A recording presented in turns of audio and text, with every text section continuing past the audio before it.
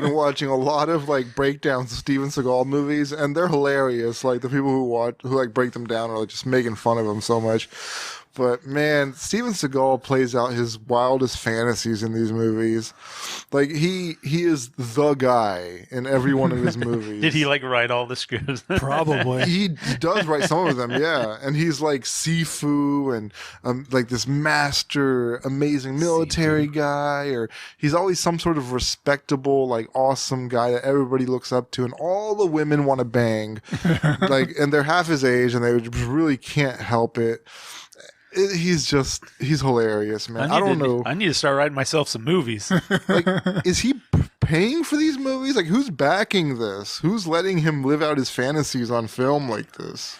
It is weird, some of the people that were allowed to be big movie stars. Yeah. You're like, how did this happen? Well, actually, I saw a breakdown of Seagal. His whole thing was that he became famous by pretending to be like, he did do martial arts, I guess, like real martial arts.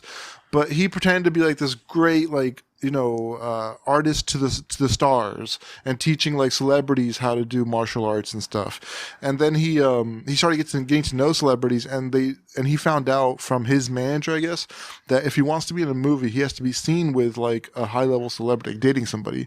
So who's that lady in Weird Science? She was really popular in the 80s. The movie or the TV the model. show? She was in the movie. I forgot her name. But yeah, I can't remember her name. I know who you're talking about. Yeah, he married her, and they had a kid together, and it launched him into like stardom. And he got like his first role. I forgot what it was called. License to Kill, maybe something like that. That is one of his movies. I'm not sure which one it was, but it was it was like his big breakthrough 80s, dumb action star movie, and it was like his only hit. After that, it was like all downhill. I know. I saw Under Siege back in the day. Oh, maybe it was Under Siege. I don't remember hardly anything about it. Yeah, I remember he was like a Navy SEAL who was trying to become a cook or something. Yeah. I just have to keep killing people. Seagal always tries to act like such a wise man in his movies, and he says the stupidest shit. You can't even tell what he's saying sometimes because he's just like, like he tries to have like a southern accent. He'll be like, it's just awful, man. Sometimes he tries to sound kind of like urban, and that sounds weird. I saw this funny video of him, just like, a newer video of him, like maybe a couple years ago, where he's like doing these like, karate demonstrations, but like these guys are just like taking bumps for him. He's like barely touching them, and they're like flipping around and shit. And I'm like, what is this for? That was like one of his first introductions to like martial arts. I think he was doing it like for Hollywood. He had some sort of like presentation he was doing for some Hollywood big shots that he was like, I'm this great martial artist and I can do something for you guys.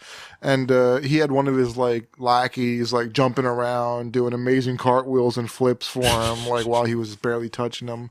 And like even that guy said like, yeah, of course it was an act, I was playing it up, like none of that was real. So I mean that's his whole career right there, just that stuff. You see there's so many videos of him just like barely touching people and them doing somersaults and stuff. It's all the same stuff. I was watching an episode of Tom Segura a couple weeks ago. He had Al Franken on as a guest. And yeah, he was talking about SNL, and like he's like, I've heard that like, a lot of SNL people like, want to talk about who's the worst guest or whatever. And like apparently everyone who was like on SNL around that time is like, if you ask them, they're like, Steven Seagal was like the worst host. Like apparently like he just didn't want to do like any of the sketches, or he wanted to make changes that were like ridiculous that made him look better, and even though it was like completely unfunny and shit like that.